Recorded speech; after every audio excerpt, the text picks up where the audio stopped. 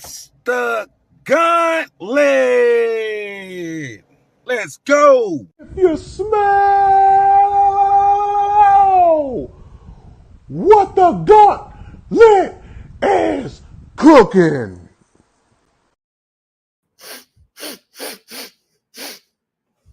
You smell that? Do you smell what the Gauntlet is cooking? On another episode of the Gauntlet Podcast. What's up, everybody? If you guys are new, make sure you hit the subscribe button. You don't want to miss all the great content and all the great shows that we're doing here on this podcast and on this channel. Without further ado, I'm going to get the crew in the building. Let's get my man, Jamon Nelson.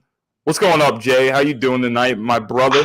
What's going on? How y'all doing? How you doing, man? I see you with the Ronaldo drip. You know what I'm saying?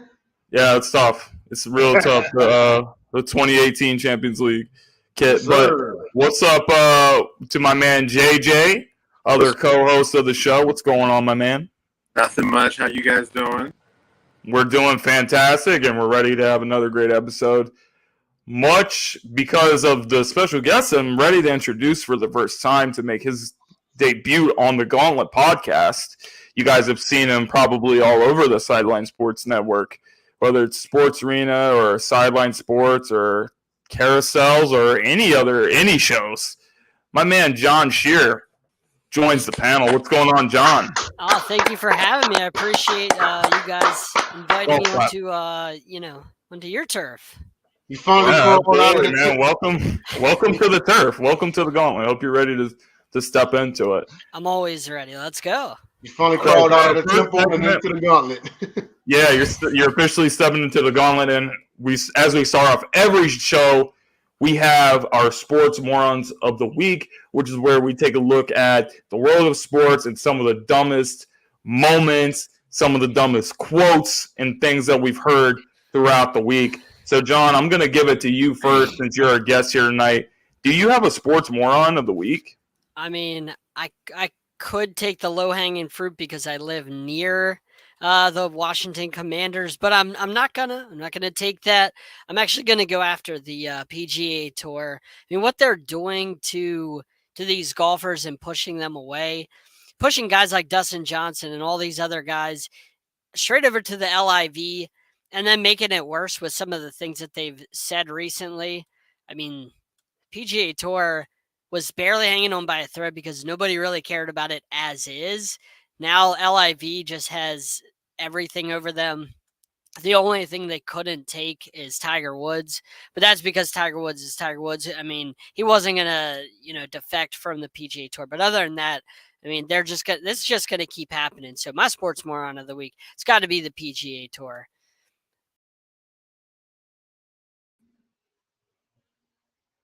All right, and my Sports Moron of the Week. So I was kind of torn in between. I actually was going to do Draymond Green's wife and her criticism of the Celtics fans and her saying that, Warriors fans would never, when we have clearly seen it. But no, we're not gonna go there.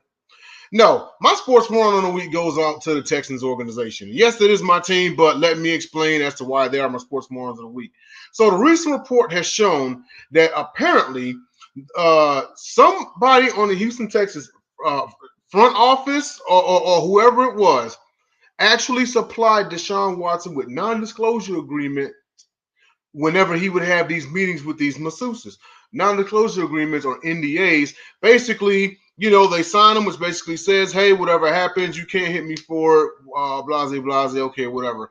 Like, that is utterly disgusting, and it is the exact – see, it says to me that they were trying to do everything to keep the guy at the time period, But regardless, it's no excuse. It's zero excuse. It's disgusting.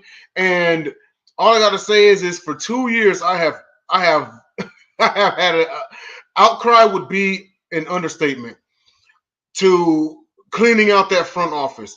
And all I got to say is this, is if it is 100% that this organization was complicit, I'm thinking along the lines of it's time for the league to force McNair to sell the team. And as a matter of fact, I think that's what a lot of us are hoping for. I mean, don't get me wrong, like this case is just all bananas. But what they did is disgusting, and yeah, it's time to clean out that front office. So that's my sports moron of the week is the Texans organization. And ladies and gentlemen, my sports moron of the week, and it was very tough to choose, but I'm going with my man Dan Cilio. Dan Cilio covers the NFL for Gauntlet Sports Network. And, he says a lot of different quotes about, for some reason, he's talking about the Eagles a lot.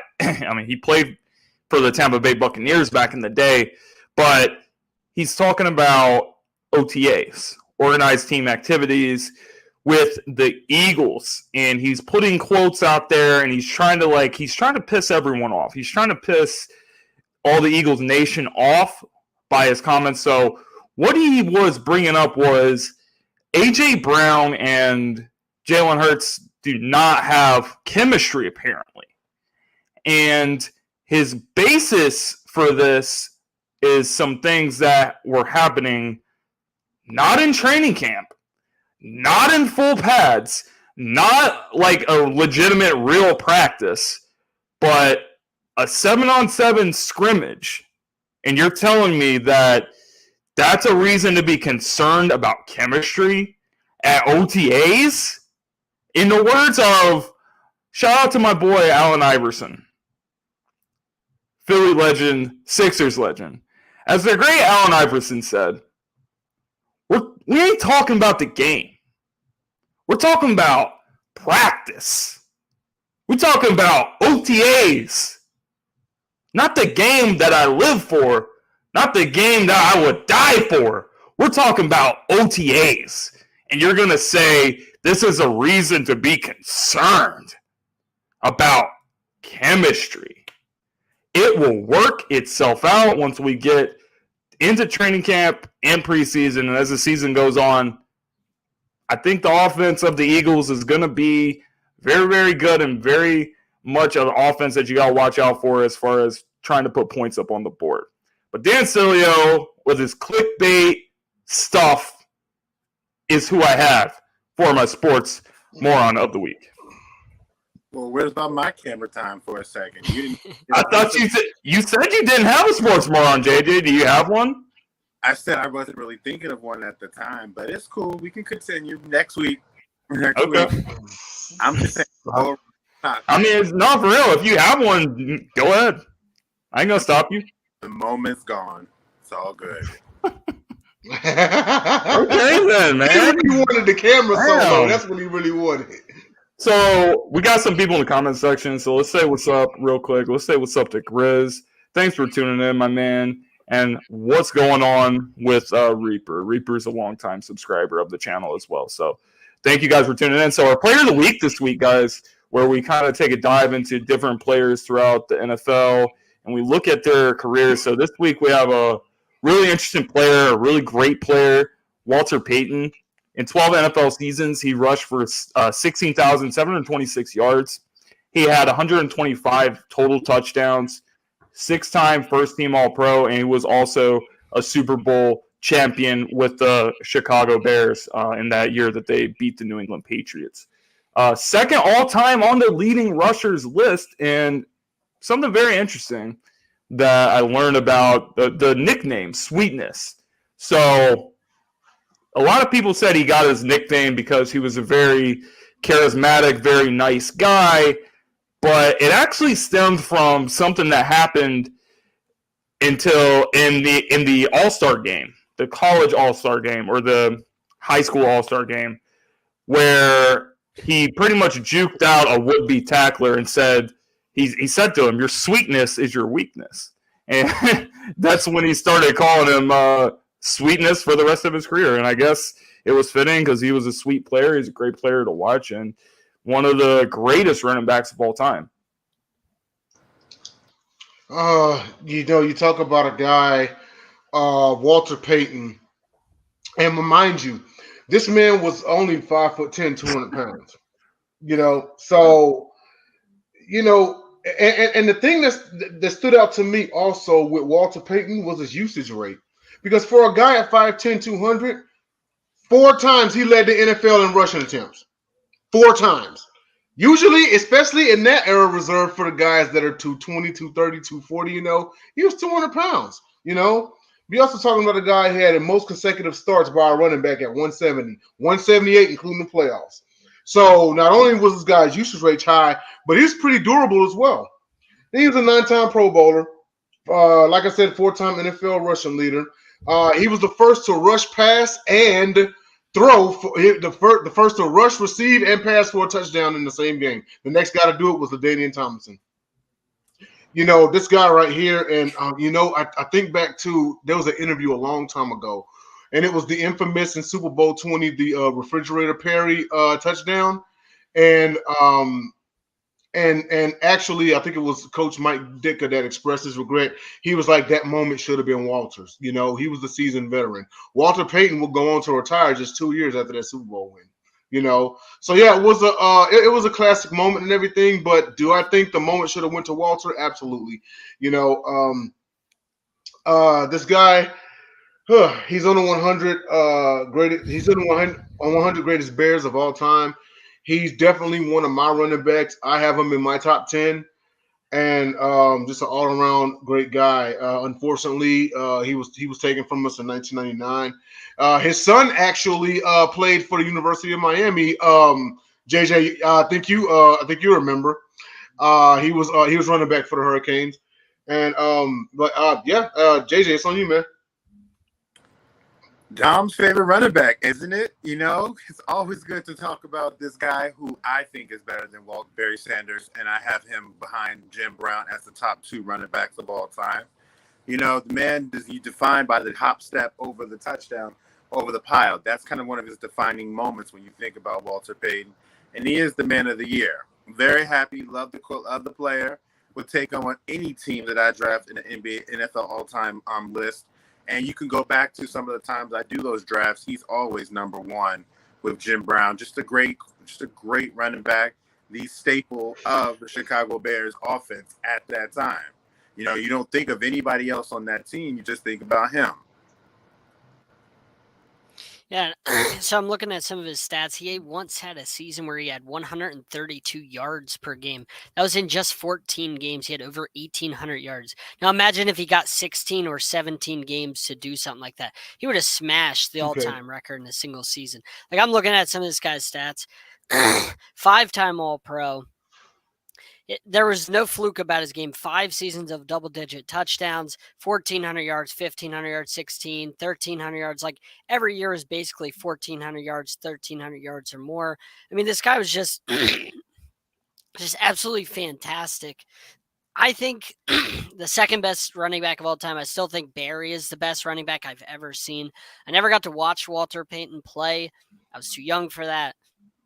But I think Barry Sanders is the greatest running back I've ever seen. Emmitt Smith doesn't even come close.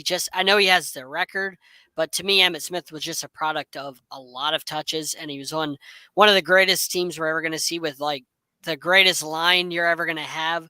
Much like Troy Aikman, I think he's a product of, that team. But this isn't about him. This is about Walter Payton. I think Walter Payton, you look at his stats, and the stats don't even define how great this guy was. That's why just everybody loves him. Nobody has a bad word to say. I've had many arguments about players who I'm like, well, this guy's kind of sort of a little bit of a fluke when it comes to some of his stats. This guy is he is everything that everybody says he is. I wish I would have gotten to watch him play, a guy like that, because that is the epitome of what you want in a running back. Man, I love Walter Payton. Like, it's one of my favorite football players. He's got to be like top 10, like, players of all time, I would say. Players in general, he was that amazing. Yeah, absolutely. So that was going to be where I was actually going with this next, in terms of ranking the all-time running backs. So who do you guys have in your top 5 running backs of all time, and where do you rank Walter Payton? Jay, we'll start with you. Walter definitely is in my top 5, but I have him 4 or 5 here. I'll just go through it right now. Probably even 5th, but I got Sweetness at 5. Let's see. I'll take Emmett at 4. 3, I'm gonna say. Oh dang. 3, I'm gonna say. Well, I would say because Barry's number 2. Barry's 2 to me. I'll have to come back to 3. 1 definitely is Jim Brown. I got Jim Brown at number 1. I would say number 3. Man, OJ? You know what? He hasn't. Oh no. OJ's down the list. He's in the 10, but he's not in the 5. Wow. Yeah, I know, and he was the first to get 2K. Go figure. Yeah, I would say I got Sweetness, then Emmett, and then whoever 3 is, and then I got Barry, and then Jim Brown. So you have Emmett over Barry. Say again? So you have Emmett over Barry. Yes. Okay. Yeah, but you know what? But everybody's got their criteria. It's just to me, and don't get me wrong, like Emmett's never going to complain for having a great line. I think you should be glad that Dom is not on this episode. He's about to soften that blow. Listen, I got Emmett, but I've told Dom this, like Emmett's not going to apologize for having a great line. I've just seen Barry do more with less. Period. Wouldn't that make Barry better? That's what I'm saying. Like I thought you just said that you were ranking Emmett higher. No, I have Barry at number 2. Emmett's 4. Oh, okay. I was counting down. Never mind then. I was counting down from 5 to 1.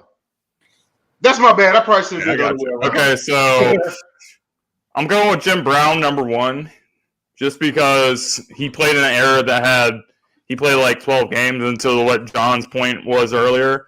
If you put him in a league where you play 16, 17 games, he would have had one of the greatest careers ever. He already did have that, but think about how great his career was. It would have been even better to see that. So I have him number 1. I think he's the GOAT. And then I have Barry Sanders at number 2. Number 3, I have Walter Payton.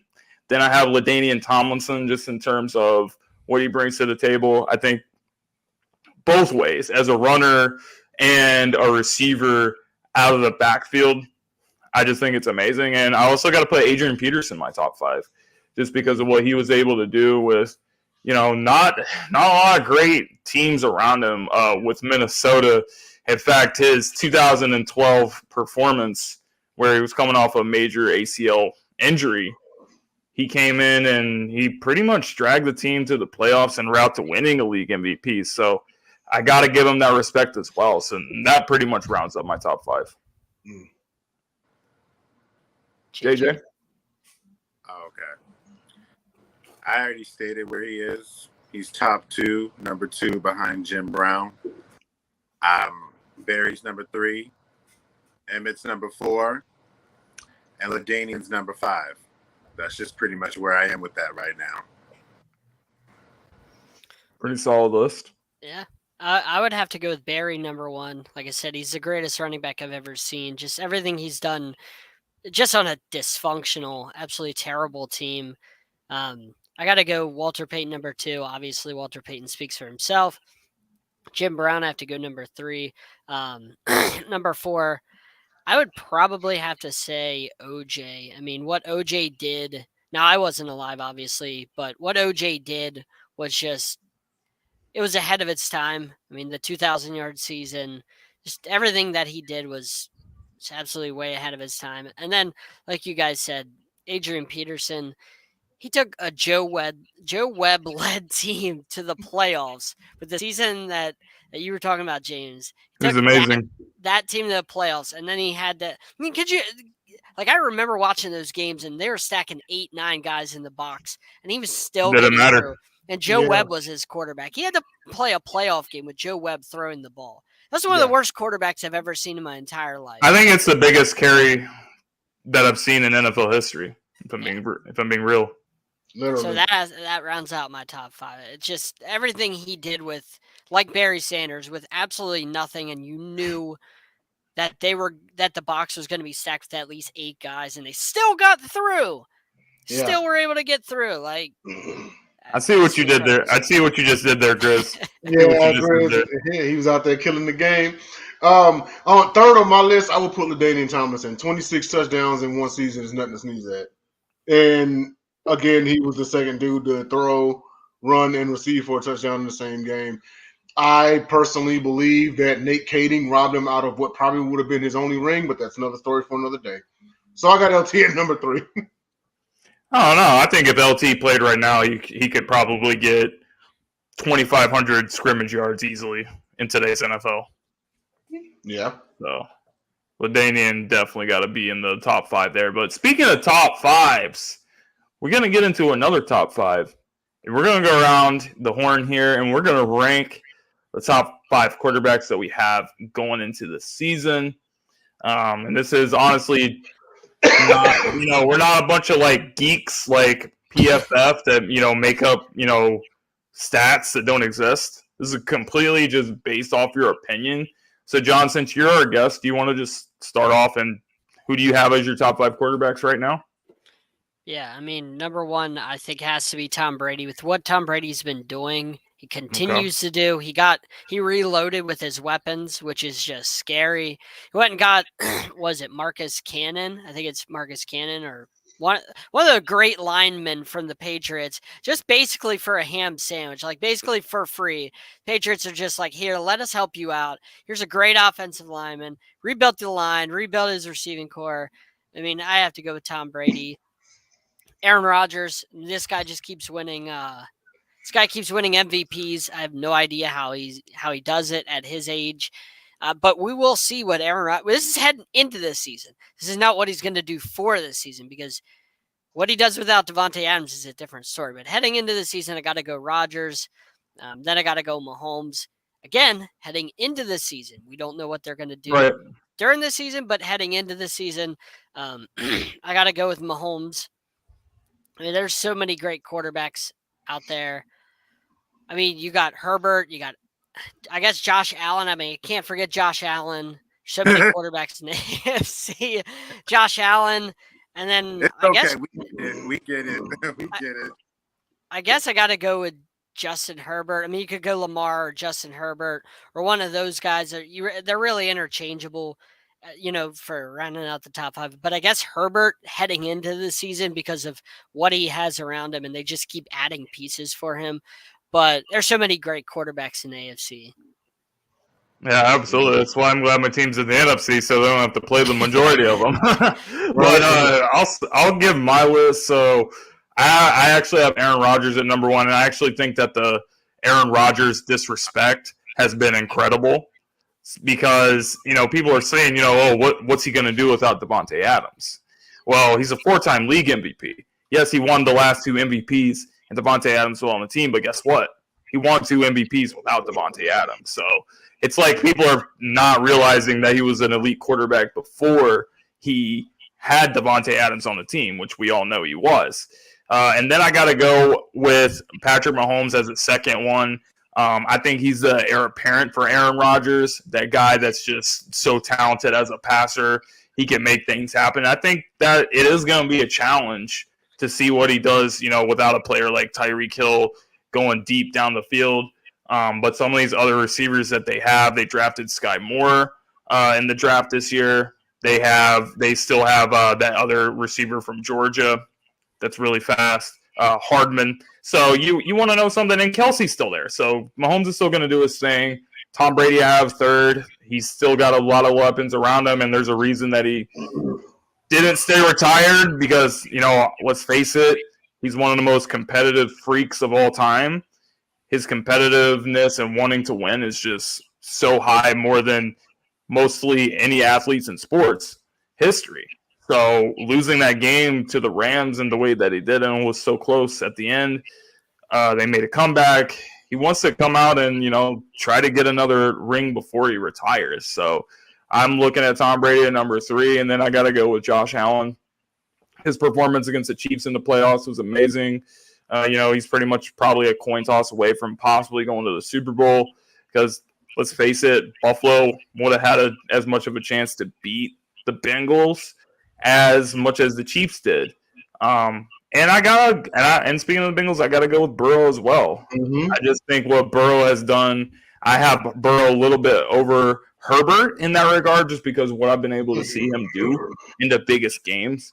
The Chargers made a lot of improvements to their team, but at the same time, I need to see Herbert lead that team in the big moments in the playoff games. Every other quarterback that I named on my top 5, they've either been to the Super Bowl or they've been to deep in the playoffs. Even these younger guys, Joe Burrow's, he's already been to the Super Bowl, and Josh Allen's been to the AFC Championship a few times actually. So I got to see Herbert in those big moments, but that rounds out my top 5. JJ. Okay. I'll go number 1 with Tom Brady, because much as what John has said, Tom Brady is that guy. And, to do what he's doing at his age is phenomenal. And so I think he definitely has commanded the respect to be at top, because sure, he didn't win the Super Bowl, but he was 2 years removed from winning a Super Bowl, and he has the most Super Bowls of all time. Number 2, I'll give it to Aaron Rodgers, because every time to be at his level and to not actually still be over 100 interceptions in your career because you're averaging close to like 4 or 5 is absolutely, absolutely phenomenal. And I think he's not really worried about having new receivers, because coming into the seasons, he's made it work with just about anybody. He's made it work with James Jones. He's made it work with, Jordy Nelson's, the Jermichael Finley's, of the tight ends of the world. So he's been back. Patrick Mahomes, he's definitely up there, but there might be a little bit of kink in that without having Tyreek Hill. So we're going to see who steps up into that role, because that is kind of critical to what made Patrick Mahomes is having that connection down deep. We'll see if Juju can fill that role. Juju is mainly that intermediate route runner and not that deep ball.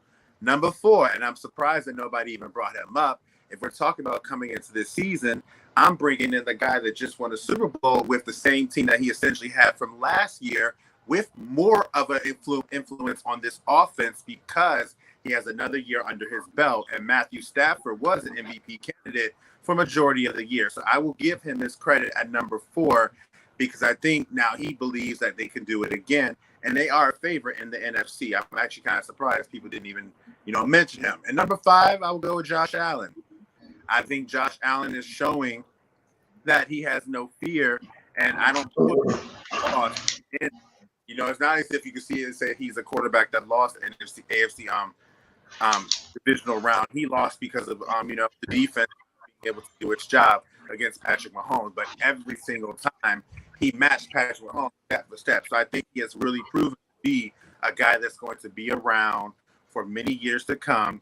I know that Dolphin down there was so hesitant about putting that man up in there. Yeah. Hey, who this Josh Allen kid is? Whatever. I plead the 5th. I did on that one. That was so funny, but I understand that. But that's my top 5. All right. Nice. In my top 5, number 1, I'm gonna go with Patrick Mahomes. The man is still half man, half amazing. I know he doesn't have Tyreek Hill anymore, but I believe that he will become one of those quarterbacks that can make anything happen, just like you said with JJ with Aaron Rodgers, and his ability to make everybody around him better. I think Mahomes is next up in line as far as that goes. I once upon a time I thought that Brett Favre's best target was Sterling Sharp, and then Sterling Sharp got hurt, and Favre still went on to make a success of himself. He won consecutive MVPs. He won a Super Bowl and everything. He still made it happen. I think Rodgers is still Mahomes is still that guy. And he's going to do the best that he can with what's around him. He still has Kelsey. He's got Juju. No, Juju's not a deep threat. He's more of a possession guy. I think it may take a youngster, an unknown, that's going to essentially take Tariq's spot. It's just, it might not be this year. It might be next year. That still remains to be seen. But I got Mahomes coming in at number 1. I got Rodgers coming in at number 2.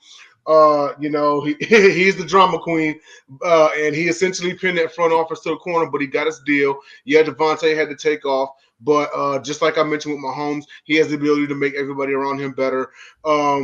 Someone's going to be next. Someone's going to be next to take Devontae's spot as his number 1 receiver. It just remains to be seen as to who. But you're talking about a guy, and Rodgers, I think, is on this side of 35, 36 years old, and he's still playing like he's 25. Like, that's disgusting, But I got him coming in at number 2. I got Tom Brady at number 3. Of course, he's coming back from his long retirement of 6 weeks. But But I think he's coming to run it. Very short-lived. I think he realizes just how close he was to coming back and winning, if not for a deep ball play, an amazing throwing catch by Stafford and Cooper Kupp. It's the Bucks playing the Bengals in the Super Bowl. My personal belief. I think that one player right there did it. But Brady, still playing at a high level. He has to be in anyone's top 5, in my opinion. Number 4, I was going to say Justin Herbert. Don't get me wrong. The man passed for 5K, and I'm excited to see what he can do. And people are going to shoot me for this, but I got Russell Wilson at number 4. We talking about a man that still is playing at a high level. I know he's coming off that. He had like a finger injury or something last season, but for the longest time that everybody was saying the Denver Broncos were a quarterback away. Well, they got that quarterback.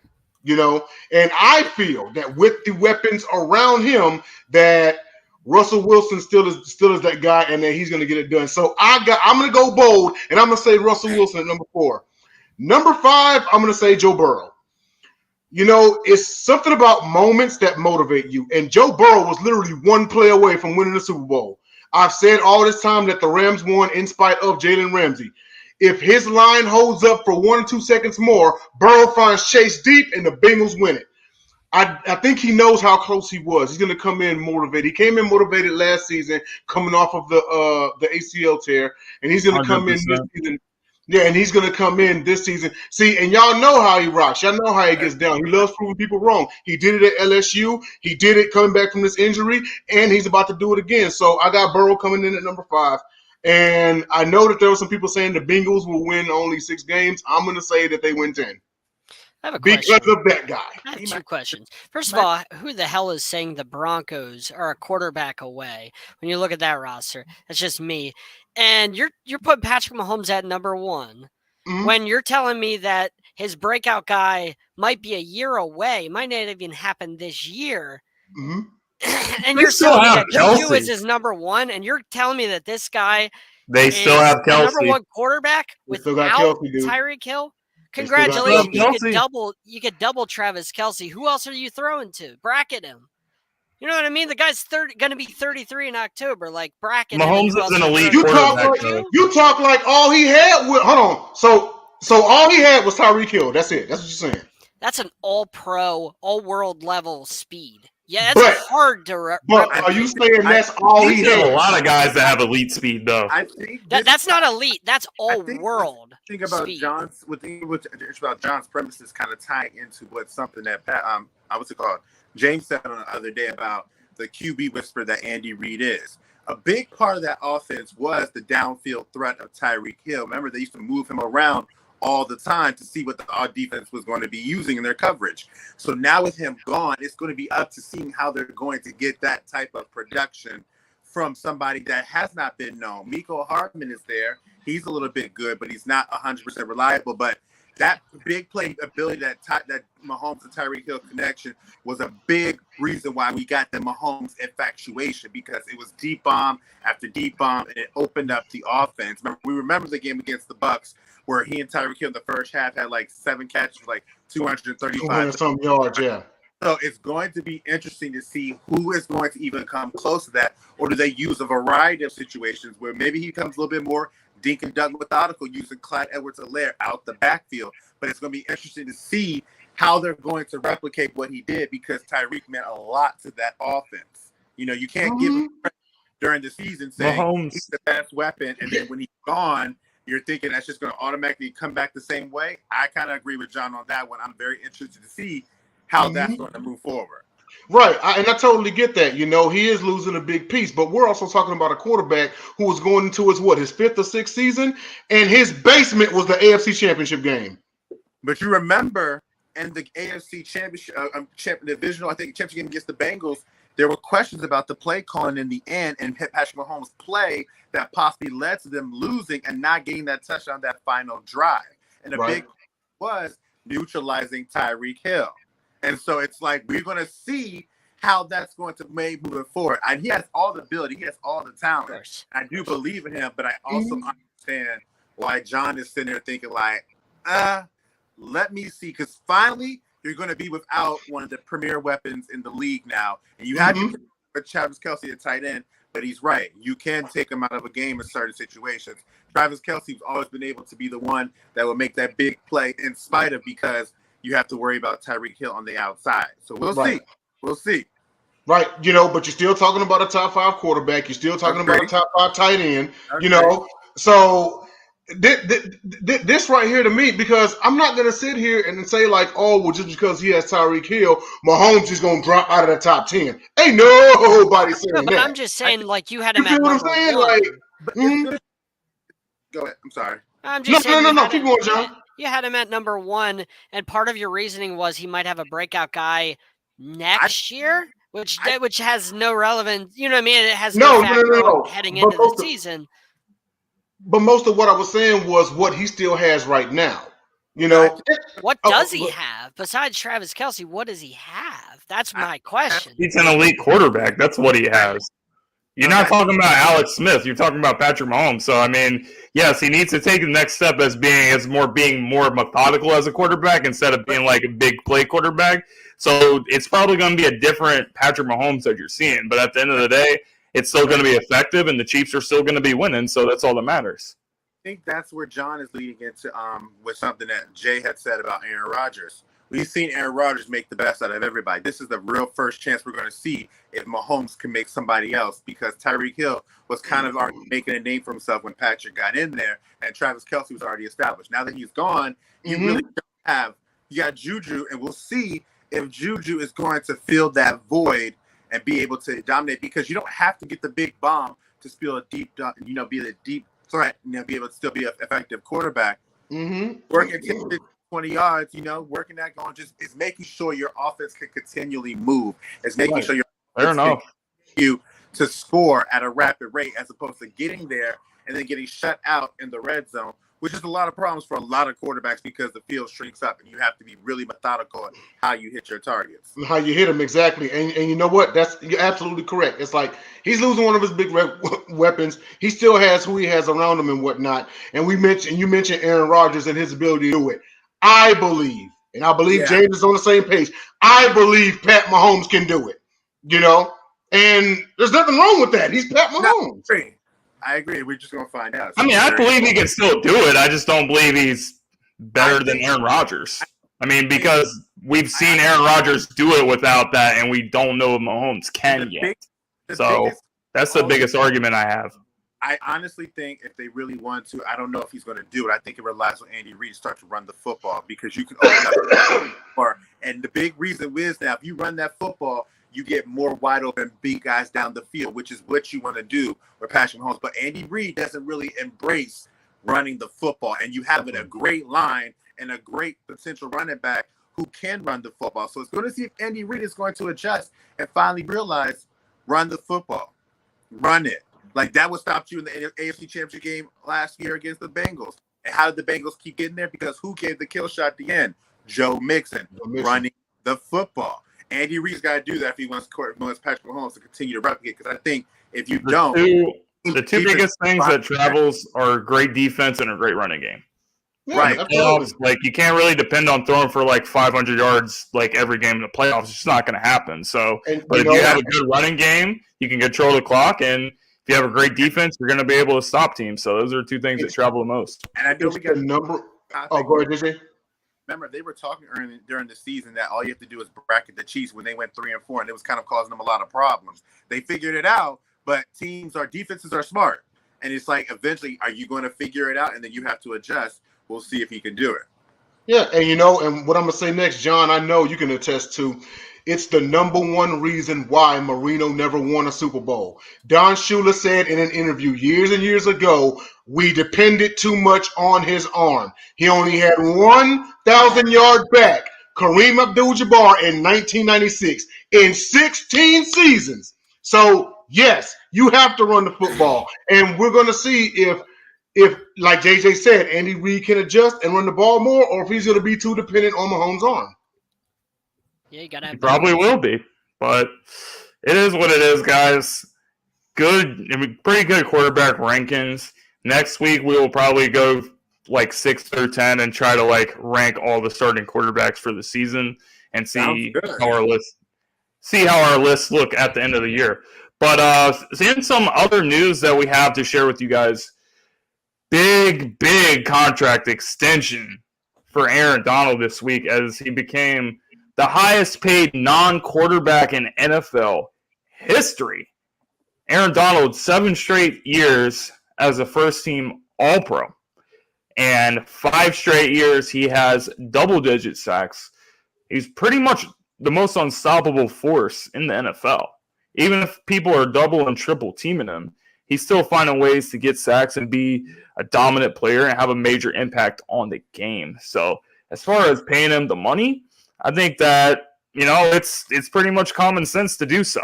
Because if you're asking me right now, if I'm building a franchise, obviously there's the Mahomeses and the Joe Burrows and Josh Allens and Lamar Jacksons and like whatever young quarterbacks that you want to have to start your franchise.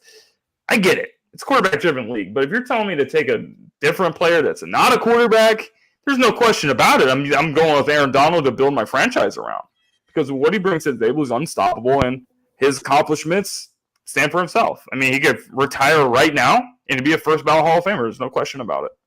It's interesting. Oh, sorry. Go ahead, JJ. No, I'll say Jay or John, take it away. I'll follow up. Oh, it's all good. I actually, me and John were talking about this. We were on Sideline Sports with Eric, and I think the contract is 100% justified. Aaron Donald, we have seen eras that have seen phenoms as pass rushers, okay? Once upon a time, I said the same thing. We thought we'd never see anything like Reggie White ever again, the Minister of Defense, And then J.J. Watt came along. It's like, wow, okay, this dude's amazing. Like, there could be nobody possibly like him again. And then Aaron Donald came along, Aaron Donald, by the time of his retirement, is going to go down as a top 10, maybe top 5 defender of all time by the time he retires. By the time he retires, you're talking about a dude who, let's see, multiple DPOYs, multiple double-digit sack seasons, utter disruption in the backfield, and he isn't but what, like 32, 33, realistically, and he's been relatively healthy his career. I mean, he could, his contract's what, 3 years? Yeah, 3 years, $95 million. I mean, he could play every one of those years and retire right at the end and be good because I do feel like he does have about 3 or 4 years left. I don't think that he's going to go to the point where, okay, I'm just going to beat my body up and be or whatever. I think he's going to get his money, and then he's going to retire, but also he's going to help them win some more championships. I like what the Rams are doing because they didn't build by draft picks. They built by just signing off the street, and they are in win now mode. And re-signing Aaron Donald just gave them, for the next 3 years, more of a chance to win multiple Super Bowls. But go ahead, JJ. So I think I want to touch on to what James had just said about there's no doubt about that you take Aaron Donald if it was not a quarterback-driven draft at first. And I'm not 100% sure I would actually do that. Then who would you draft? Because I think you're underestimating offensive linemen like Quentin Nelson, Zach Martin, other people. If you look at their trajectory, they're on the same path as Aaron Donald. Aaron Donald has missed the All-Pro 1 year in his career, and that's the same as Quentin Nelson. So I think because he has more in his career, it allows him to be the easier choice to take, because I don't think it's a wrong direction to take Quentin over Aaron Donald, because both offenses and defenses can be built around them and still be just as effective. And head-to-head matchups, it hasn't been as easy for Aaron Donald to get off on Quentin Nelson and vice versa. So I can't exactly agree in that regard on that point. No, so that's that for me. Now, in terms of Aaron Donald, absolutely love the dude. One of my favorite players of all time. I still do challenge people and say at their absolute peak, that 3 to 4 year stint of J.J. Watt was better than what I've seen from Aaron Donald. And the simple sense of the matter is he was affecting teams on the offensive, defensive end. I think Aaron Donald could do that, but I think they have too much, and it's just want to keep him on this side. What I am interested about this is, I don't know if that story was true when he said that he would play only for 8 years or 9 years and then retire. But you signed this contract. I don't know how long it is, but we're going to see if you're going to actually fulfill the entire contract or after maybe a second Super Bowl. He'd be like, you know what? Maybe a second Super Bowl and a Super Bowl MVP. And then you're like, you know what? My career is good. I think the Rams don't care because I think the Rams have shown you they're not afraid to spend money. But, I mean, it's warranted contract. He's definitely a great guy. I'd love to see if he can play for another 5 years and get 5 more straight All-Pros, because I would love to see if he can complete what's considered, honestly, outside of Tom Brady's career, unprecedented, except for where you have like Anthony Munoz, who has done the same thing. Joe Thomas did the same thing, but we're going to see it from the defensive side. I don't know if I could ever put him over Reggie White, just because I think Reggie White, for what he did, and I think in a much better era of tackles, in my opinion, and the offensive linemen, I have to still give it to Reggie White. And again, the sack leader of all time, 12 games, 21 sacks. I don't know how that's honestly even possible. I mean, wow, but I think Aaron Donald will get to eventually. I think his ceiling is greatest defensive tackle of all time. Okay. I mean, this is obviously, like you guys said, the contract is warranted.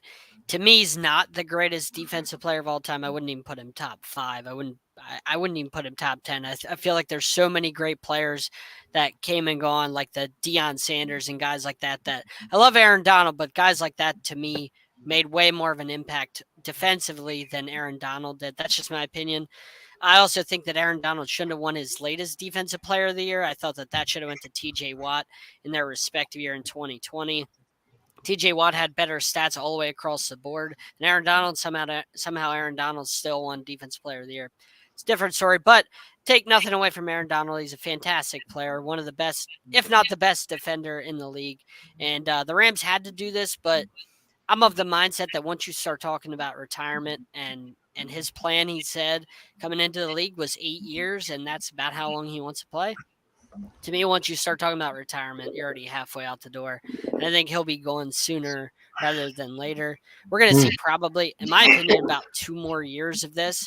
I don't think the Rams are going to go on all that long with what they're doing. I think eventually it's going to catch up to them with no draft picks and just trying to sign guys to huge contracts. It's eventually going to they just signed Cooper Kupp to a big contract after they paid Aaron Donald as well.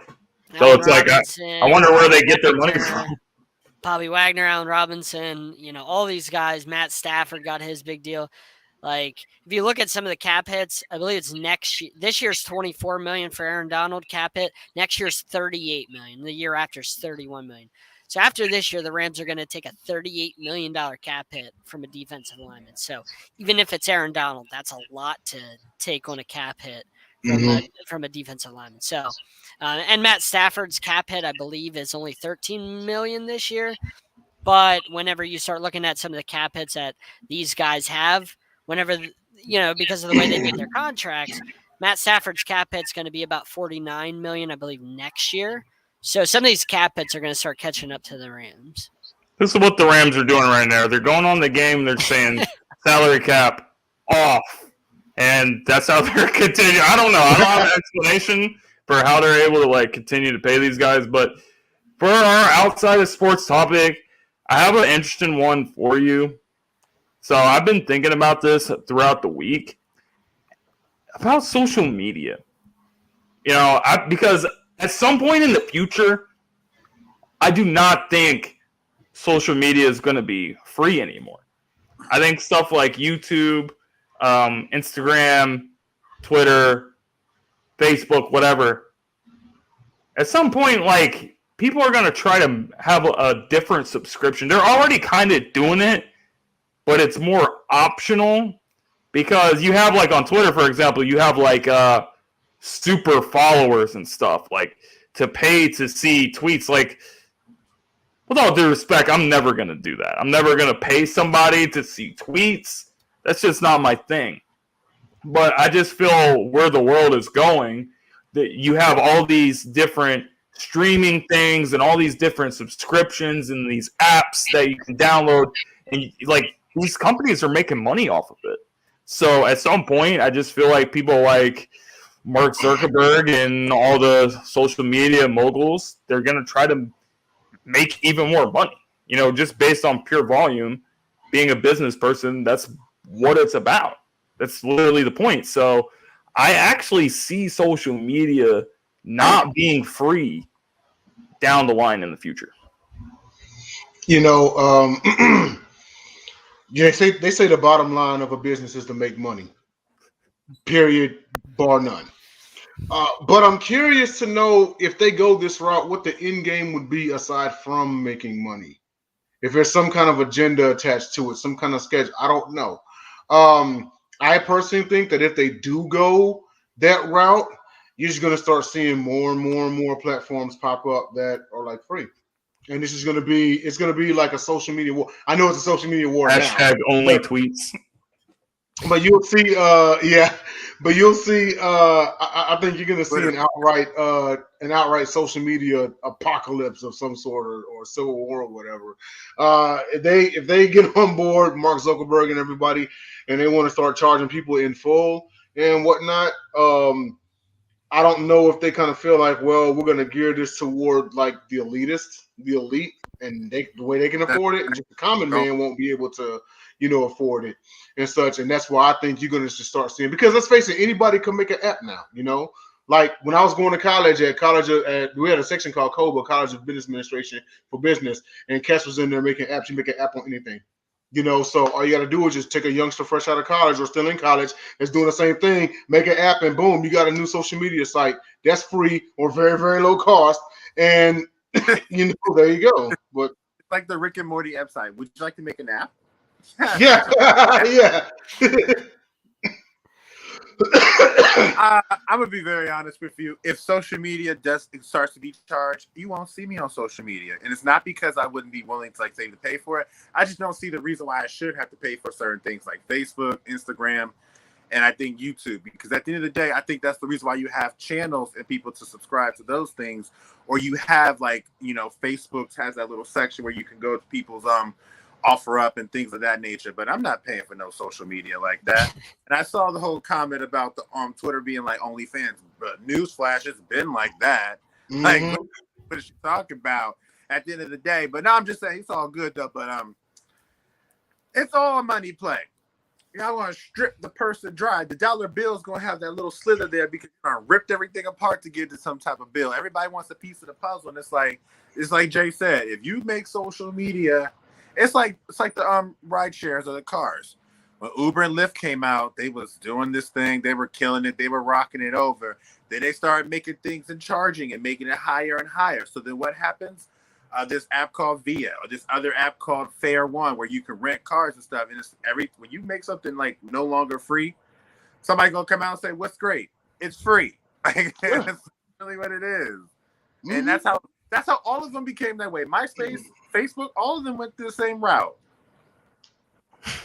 Yeah, the only good thing I would say that if they did make it where you have to pay is it weeds out the bots, gets rid of that crap, because you're not going to have people paying to have bots on there. Then it gets rid of some of the garbage, because if you're putting your credit card on there, you're not as likely to say some of the things that you get away with on social media where people are being keyboard warriors. If your credit card is attached to your account and then you're going and making threats and things like that we see all that garbage on social media, you're less likely, I would think, to do that. Great point. Because you have your own personal information and money attached to it. So that would be the thing, is that you might start to get rid of some of the garbage out there on social media. So that ain't so bad, that'd be nice, because then social media would be a lot more tolerable. Now, at the same time, I hear what you're saying, John, but in playing devil's advocate here, it could have the opposite effect. They could make it to where, because you're paying us to have this, you can say whatever you want. You can already say what you want. You can already get away with that stuff, right? People already do that anyway.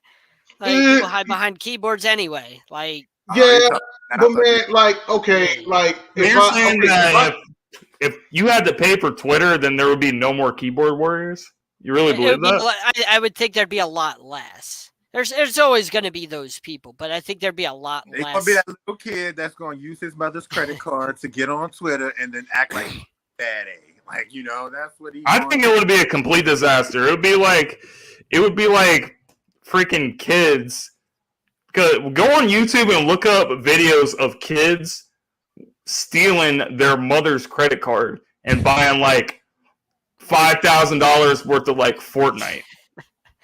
Like you can buy like Fortnite like things in it. I don't know. I don't play the game, but when I seen the videos, like they were running it up. So like imagine you take your mom's phone, because you know how moms are. They like let their kids play games on their phones all the time. Yeah, go on to Twitter and you spend like a bunch of money like to see tweets. Like that would just be a complete disaster in my opinion. They have to have mother named Leslie Yvette Crutchfield Tiller, because if you ever did that in her house, it is not going down. I knew when she gave me her phone. I stayed on the game. She told me to stay on. I didn't move from it. If I went off and everything, she had the records. And she said, "Well, Joseph, what's this? What's going on? Why are you? What are you doing?" And I didn't want that work. So these kids need to have her as a mother, because it wasn't going down in her house. I'll never forget her. Nah, man. You gotta watch her. If you have kids, you gotta watch out. I think if you charge people on top of that, I think you also open, just because, of course, from the financial standpoint and from being in banking, that's fraud galore right there. Social media is the biggest portal for fraud anyway for people's stuff. So now if you get people's credit cards, people get hacked for everything, and you get credit card stuff on these platforms, that's why people are hesitant of doing like Facebook Pay and stuff like that now, because it's like it's so easy to just hack onto somebody.